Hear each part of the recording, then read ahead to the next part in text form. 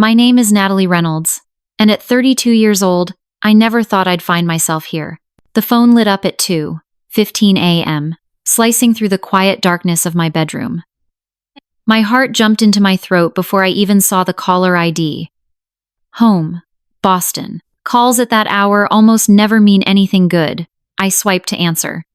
On the other end came ragged breaths, my mother Catherine's muffled sobs, and my father William's voice raised in the background. Whether at her, at himself, or at God, I couldn't tell. Natalie, honey, you have to help us. Aaron's been arrested. Each word landed heavy, like stone dropping into my chest. Aaron, the golden child, the sun around which the Reynolds family revolved, had been arrested for wire fraud and embezzlement. A slick crypto investment scheme, a house of cards that promised impossible returns, paying old investors with money from the new. Nearly $2 million. As my mother's wailing tangled with my father's anger, fragments of my own life snapped back into place. The piano recitals I played alone, the graduation photo quietly taken off the mantel. The wedding I planned by myself, the divorce I survived while my pleas for help were brushed off with, "You're an adult. Figure it out." I blinked hard, turned to see Michael stirring beside me, his eyes full of concern. My voice came out calmer than I felt. "What exactly happened? How much is the bail? Who's representing Aaron?" Through the sobs and chaos, one thing became startlingly clear.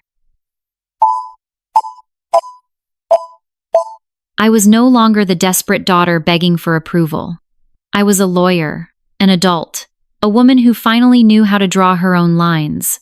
I was born and raised in the Boston suburbs, in a picture-perfect colonial with a lawn that looked like a Christmas card. My father managed a hospital. My mother taught third grade. On the mantel sat carefully arranged family photos. Me, with pigtails and a gap-toothed smile. Until Aaron arrived, blonde hair, eyes as blue as a New England April sky. From that moment, everything shifted, though no one ever said it out loud. Family calendars once circled for my piano recitals were abandoned if Aaron so much as sneezed. When he joined Little League, my parents wore matching t-shirts with his face and jersey number, waving handmade banners from the stands. And me?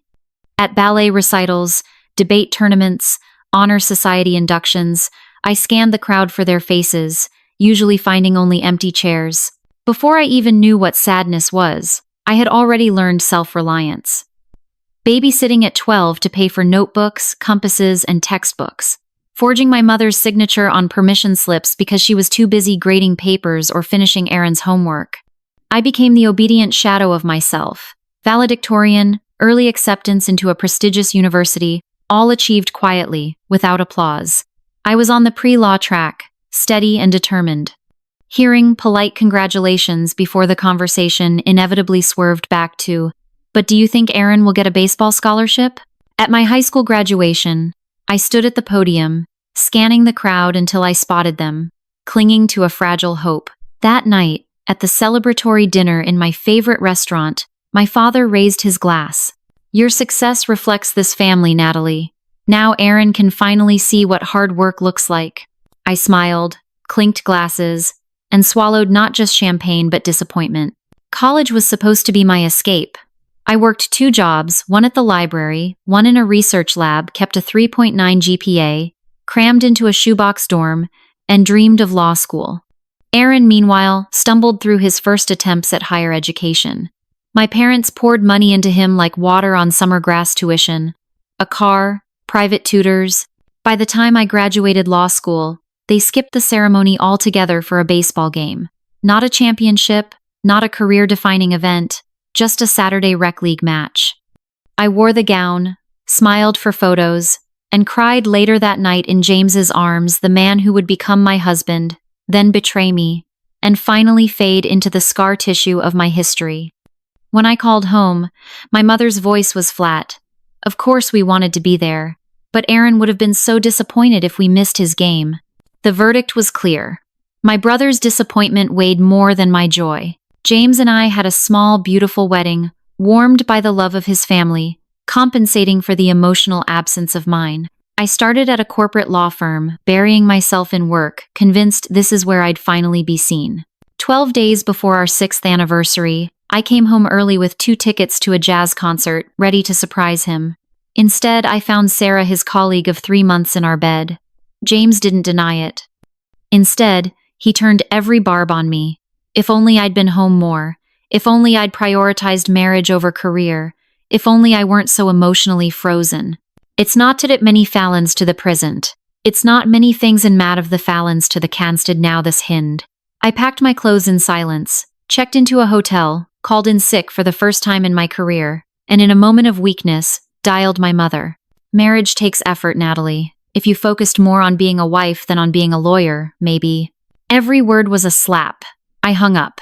The divorce began long, messy, and expensive. I asked my father for a short-term loan. Just 15, 0. Promising interest, just to secure a new apartment. His reply, "You're an adult with a good job, Natalie. Figure it out yourself." 2 days later, my cousin Jennifer casually mentioned that my parents had just given Aaron 50, 0 to expand his business. I stared at the spiderweb cracks across my phone screen and thought of the mosaic we'd been assembling for 30 years. Every piece angled, every color shifted, to illuminate just one name. I survived those months on reheated noodles, case files scattered across my bed, and the weight of anxiety pressing on my chest every morning. I worked until I was hollow, and then came Victoria Chen, a senior partner, sharp as glass and incorruptibly fair, who saw me clearly. "You're brilliant in analysis and steady in the courtroom," she told me. "But you work like you're running from something. Sustainable success requires balance." Under Victoria's mentorship, I shifted. Less blind grind, more strategy. I built client relationships, earned trust, and was asked to lead a major pharmaceutical fraud case. 6 grueling months later, we delivered a favorable settlement that forced the company into real compliance reforms. The next morning, I found a handwritten note on my desk. "Outstanding work, Natalie. You've earned your seat at the table not by exhaustion but by intelligence and strategy. I see great things ahead." I framed it, hung it behind my desk, reclaiming the graduation photo someone had once quietly removed from our family mantle. Michael entered my life like a quiet sunrise, after a string of half-hearted dates. A pediatric surgeon, careful, kind, with dark eyes that listened. He didn't envy my work, didn't demand I shrink to fit some mold. When I finally told him my family story, the cuts and the scar tissue, he looked at me and said, "The fact that your parents never saw your worth says everything about them, not you. Because I provided for you, because I pushed you to excel. But I never gave you what every child deserves: unconditional love and support. I failed you, and I regret it more than words can say." The room went still. For decades, I had rehearsed what I might say if my father ever admitted fault. Yet in that moment, I only felt the weight of his words sink into places long starved for acknowledgement. The therapy sessions didn't transform us overnight. Old habits clawed back, silences lingered, and sometimes anger flared. Aaron skipped sessions when things got too raw, sulking in the shadows of his own mistakes. But the difference was this: we kept coming back. The work was messy, painful, and uneven, but it was work we had never dared to attempt before. 6 months after Aaron's arrest, Michael proposed on a quiet weekend trip to Lake Geneva. I called my parents with the news, expecting politeness at best. Instead, my mother asked real questions about our plans, offering help without strings. My father's voice cracked as he said, "I'm happy for you, Natalie, truly happy, and proud." For the first time in my life, his pride wasn't tethered to Aaron. It was mine, and mine alone. We had a small spring wedding. My parents contributed without conditions, respected our choices, and sat beaming in the front row. When my father walked me down the aisle, tears streaked his cheeks. At the reception, he raised his glass and said words I thought I'd never hear. "Natalie has always been extraordinary. Her intelligence, her resilience, her ability to forgive and grow, they humble me. I am proud to be her father." I cried then, not for the years lost, but for the fragile, imperfect possibility of something new. Aaron came too, with a new partner who expected more of him than anyone else ever had. Our relationship was still complicated, but therapy had cracked the wall just enough for us to meet as adults, not rivals. Healing wasn't linear. It never is. But for the first time, our family was learning a language beyond favoritism and silence. And me? I no longer measured my worth against their approval. I had built a life where recognition came from mentors like Victoria, from love like Michael's, and finally from within myself. If you've ever been the overlooked child, the one fighting for scraps of love, I want you to know this.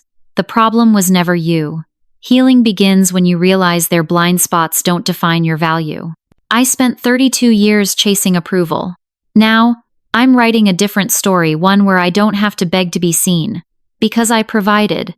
Because I pushed you to excel. I forgot the most basic thing, unconditional love.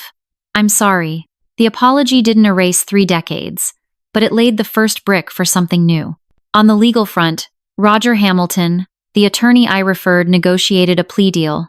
Restitution to victims, heavy fines, 2 years of house arrest, 5 years probation, and cooperation with authorities investigating larger financial schemes. Aaron avoided prison, but he couldn't avoid the mirror. In therapy, he sometimes looked down at his hands and muttered, I really thought I was special. Mom and Dad always saved me, so I assumed this time would be the same. Doctor, Marshall nodded, and today, maybe you try being an adult instead. 6 months after the arrest, Michael proposed to me on the shores of Lake Geneva, where the water breathed in soft, rippling circles. When I called home, my mother asked the short, gentle questions I had waited my whole life to hear. What can I help with? What flowers do you want? What?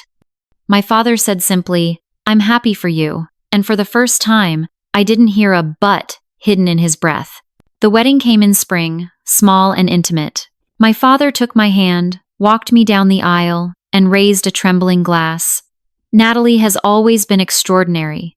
Her intelligence, her determination, her forgiveness. I am proud to be her father. I stood still and let the words soak into me like morning sunlight. Aaron came with a new girlfriend, a straightforward, grounded woman. When we shook hands, he said, "Congratulations." His eyes didn't flinch away. We didn't suddenly turn into a picture-perfect family. There were nights when my mother slipped into old habits, starting to compare before catching herself. Days when my father sighed at Aaron's complaints, then looked at me as if searching for the right path. Therapy sessions where we sat in silence, listening only to the hum of the air conditioner. But the foundation had shifted. Instead of performing to be loved, I spoke the truth to be respected. Instead of rescuing without limits, my parents learned to step back. Instead of being saved, Aaron learned what it meant to be accountable. One autumn day, I sat on the balcony of my new apartment overlooking Lake Michigan, Victoria's handwritten note glowing on the wall behind me. Michael poured tea and asked, "How do you feel?" I said, "Lighter." I remembered something Dr. Rivera once told me during a session, peeling back layers of memory. You spent your whole life trying to earn the love that should have been freely given. I had stopped trying to earn it. I had learned to love myself as something ordinary, not as a project. I still called home on Sundays. I still visited Boston when I needed to. On the old mantle, a photo of Michael and me now stood beside Aaron in his Little League cap. Not too formal, not pretending. My mother made tea and asked if I wanted honey. My father told me proudly how he'd learned to fix the sink by watching YouTube videos, like a child showing off a craft. Aaron sometimes dropped by, sitting on the edge of the couch, talking about his side jobs to pay off fines, or his court-mandated counseling sessions. I listened. When I left, my mother held my hand longer than usual. Thank you for not giving up on us. I don't pretend I have a fairy tale ending. Healing is never a straight line. But I know this. My worth doesn't lie in checks, job titles, or 2 a.m. phone calls. It lies in my ability to say enough without turning cold. To set conditions for love without making love a transaction. To understand that my parents' recognition, if it comes, is a gift, not a measuring stick. And if someone reading this feels like a shadow in their own home, I want to say, you are not alone. You can choose how to fast of backs.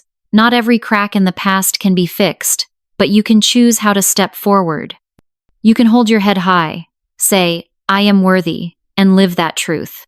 I am Natalie Reynolds, 32 when the call came. Today, older, calmer, and more complete in a way no one can diminish. Not because I carried the weight, but because I learned how to stand on my own 2 feet, even while the furniture in the room was still being rearranged. After the wedding with Michael, life seemed to finally turn a new, fuller page. Michael was gentle, supportive of every ambition, and for the first time Natalie felt that marriage wasn't a trap full of pain. But the past doesn't let go so easily. The Reynolds family was still there, along with the scars therapy had only just begun to touch. One late evening, as Natalie was organizing documents for an upcoming trial, her phone rang. It was Aaron. He hadn't called directly in a long time. His voice shook. "Nat, I need to see you. Not about lawyers, something else." Natalie hesitated, but finally agreed. At a small bar in South End, they sat across from each other, the yellow light casting shadows that made Aaron's face look far older than his years. He confessed that during house arrest, he had secretly started gambling again. "Just a few times, but I think I'm losing control." He stared down, ashamed. In that moment, Natalie's heart grew heavy. Part of her wanted to let go. He had been coddled by their parents for so long. Why should she keep carrying him? But another part saw the trembling in Aaron's hands wasn't an act. For the first time, her brother was admitting weakness instead of shifting blame. She said softly, "Aaron, if you're truly serious, I'll take you to a support group, but I won't save you if you won't save yourself." In the days that followed, Aaron began attending Gamblers Anonymous meetings. Natalie didn't believe immediately, but she watched from a distance. Each time he walked into that community center, she remembered the childhood moments when she was abandoned for him. This time, she wanted the story to end differently. Meanwhile, Michael was suddenly offered the position of chief of pediatric surgery at a major hospital in Boston.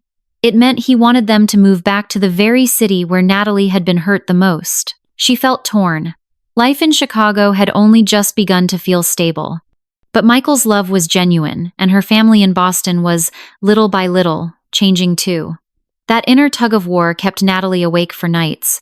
In one therapy session, Dr. Rivera asked, "Natalie, what are you really afraid of about moving back to Boston?"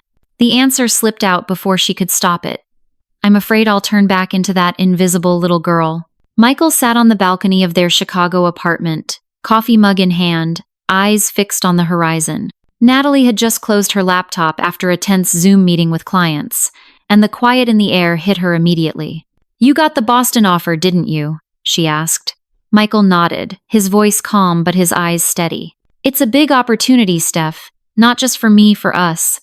But I know Boston carries a lot for you." Natalie stayed quiet. Just hearing the city's name sent a flood of images. Meaningless Little League games her parents never missed. Piano recitals where she stood alone under the stage lights. The law school graduation they skipped without a second thought. She closed her eyes, took a long breath. "I'm scared," she admitted. "I'm scared that if I go back, all the boundaries I've built will collapse. I'm scared I'll disappear again in that house." Michael set down his mug, took her hand. "You're not 16 anymore, Nat.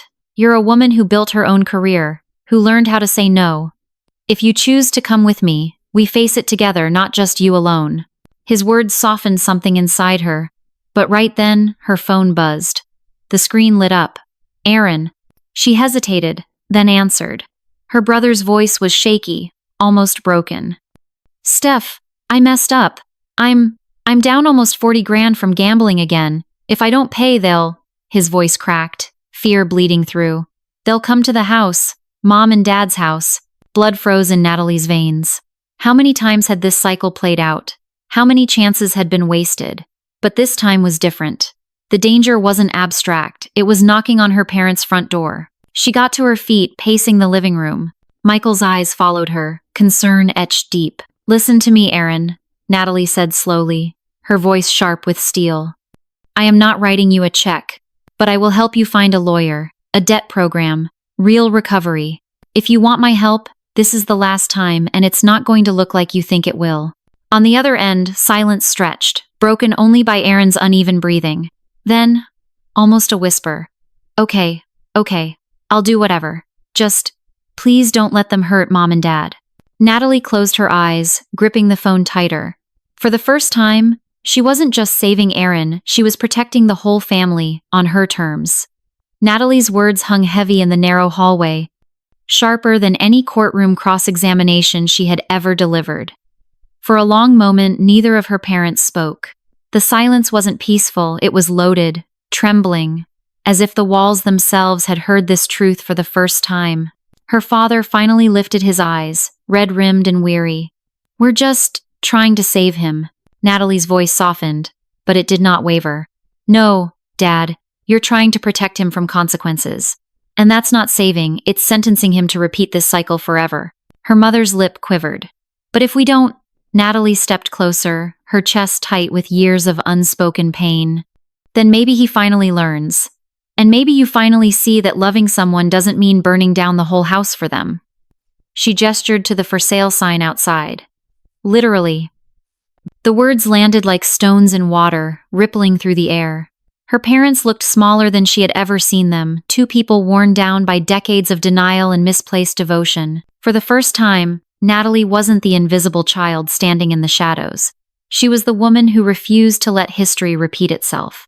Michael's voice echoed in her memory, "You're stronger than you think." And standing there, in the doorway of the home that had both raised and erased her, Natalie finally believed it.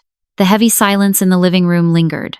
Her father said nothing. Her mother wiped her tears. Natalie knew they weren't ready to hear it all yet, but at least this time, she hadn't backed down. That evening, Aaron walked in. His shirt was wrinkled, eyes bloodshot. When he saw his sister, he gave a shaky smile. "You came. I knew you wouldn't abandon me." Natalie rose to her feet, locking eyes with him. "No, Aaron, I'm not here to rescue you. I'm here to tell Mom and Dad that if they keep enabling you, they'll lose both of us. You need to take responsibility. If you're serious about changing, I'll help you find a treatment program and legal guidance, but not $1 of gambling debt will come from me." Aaron's lips trembled. Then, like a child, he collapsed onto the couch and sobbed into his hands. The sight froze the entire room. Natalie turned away, walked out of the house, leaving behind only one sentence. "Either we start living honestly or we all lose everything." That night, in her hotel room overlooking Boston's glittering skyline, she sat by the window. For the first time, she felt she wasn't running, wasn't begging. She had spoken the truth, she had drawn the line, and whatever came next, that alone was the greatest victory of her life. A week later, Natalie's phone rang nonstop. At first, she ignored it. Then a strange number left a message that froze her blood. "If you want your brother alive, tell your family to pay the debt within 7 days. 150, 0. Or don't say we didn't warn you." Her fingers clenched around the phone. Those short lines stabbed like a knife. She immediately called her mother. The older woman's voice shook. "Aaron. He borrowed from them to win back what he lost. I didn't know it had gotten this bad. What do we do, Natalie?" Natalie closed her eyes, breathing deep. "No, not we. These are Aaron's consequences. But listen carefully. If you ignore this, his life is in danger. I won't hand over money, but I can give you a plan." She called Michael, laid out the situation. His brow furrowed, but his voice stayed calm. "Steph, this isn't just a family problem anymore. This is organized crime. If you step in, you need to be smart. Very smart." Natalie reached out to one of her former clients, a businessman once tangled in financial lawsuits with ties to criminal defense attorneys. Through him, she was connected with a retired prosecutor who had handled loan sharking cases. His advice was clear. Don't pay. If you pay, they'll never stop. The only way is to involve the police and use the law to protect yourselves. But when Natalie proposed this, her father roared over the phone. "No, we're not throwing your brother in jail again. He won't survive it." Natalie's reply was sharp as steel. "Dad, that mindset is exactly what made Aaron this way. If you want to save him, you need to face the truth. Either the law steps in or you watch him sink for good." That night, Natalie lay awake. Aaron's sobs in the living room replaying in her head. She remembered childhood nights when he used to chase after her, begging to play. She remembered putting an arm around him, promising, "I'll protect you." That promise still echoed. But now, protecting didn't mean shielding, it meant refusing to cover for him again. The next morning, she booked a flight back to Boston. In her small suitcase, alongside clothes, she packed a thick folder records of loans, threatening messages, evidence that would force everyone, including her parents, to finally face the truth. She had packed the threatening messages, along with a full legal plan she'd drafted overnight. When Natalie walked into the house, Aaron was slumped in a chair, his face bruised, lips split and bleeding. A group of strange men had just left. Her mother was hysterical, sobbing uncontrollably, while her father trembled in silence, unable to speak. Natalie didn't rush to embrace her brother, nor did she cry. She set the folder down on the table and looked him straight in the eye. You have two choices. 1. Keep sinking in debt until you lose everything, even your life. 2. Come with me to the police, confess, and start over. This time I won't rescue you, but I will stand beside you if you choose the truth.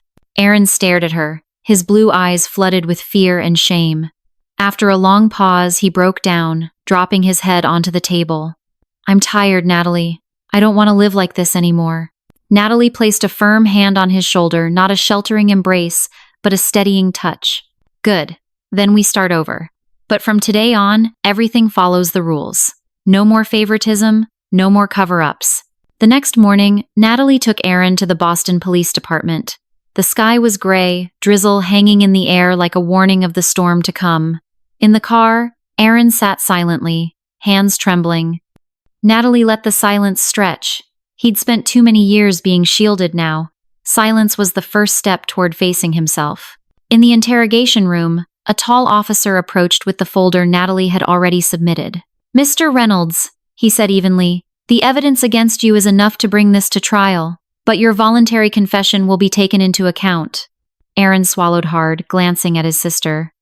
Natalie gave a small nod, her eyes steady. After hours of questioning, Aaron signed the confession, agreeing to cooperate with investigators. When the pen lifted from the page, Natalie felt as if the entire family had crossed a line they could never return from. That evening, the Reynolds family sat around the dinner table. No lavish spread, just a few simple dishes their mother had thrown together. The air was thick, heavy. Her father finally spoke, voice hoarse.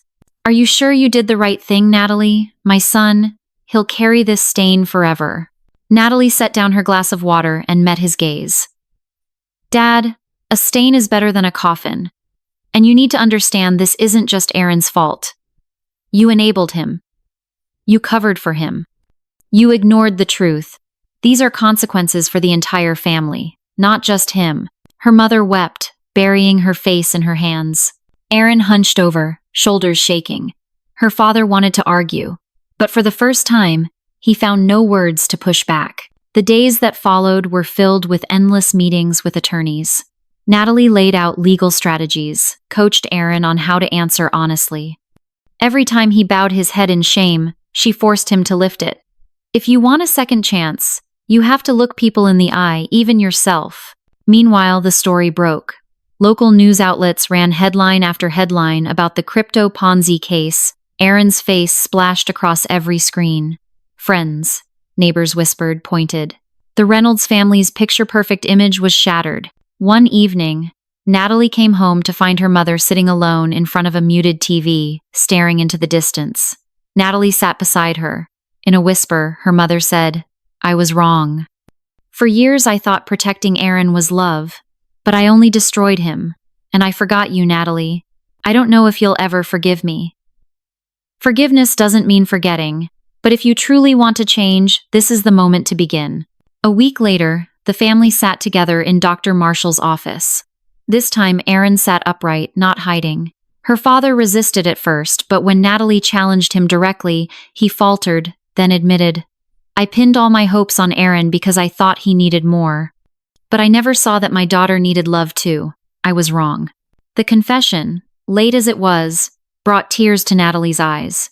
She didn't leap into his arms like in some family drama. She just gave a quiet nod. Sometimes, acknowledgement alone is enough to mark a beginning. In the months that followed, Natalie balanced her demanding caseload in Chicago with flights back to Boston for hearings and therapy sessions. Slowly, she saw real change. Her mother calling just to check in, her father comparing less, Aaron beginning to shoulder responsibility paying off debts, finding a regular job once his house arrest ended.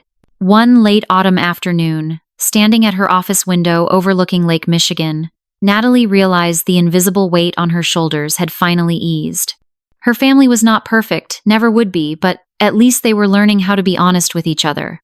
And for Natalie, that itself was a victory. Years later, when she turned 40, Natalie looked back with both sorrow and gratitude.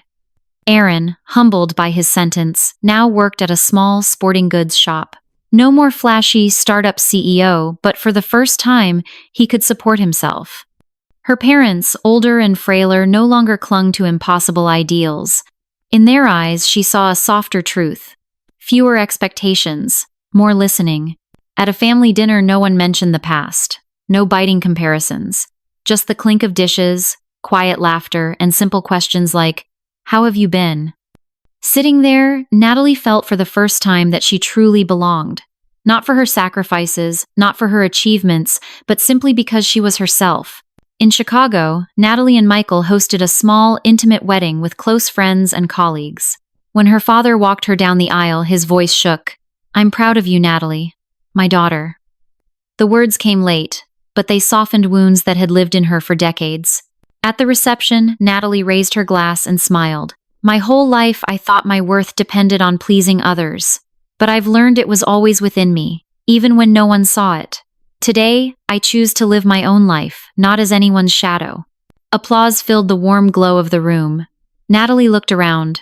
Friends, colleagues, Michael, her parents, Aaron, they weren't perfect, but they were family. And at last, she had found peace. If you're listening to this and have ever felt invisible in your own home, remember this. You don't need to be perfect to be loved. You only need to be yourself, and that is enough.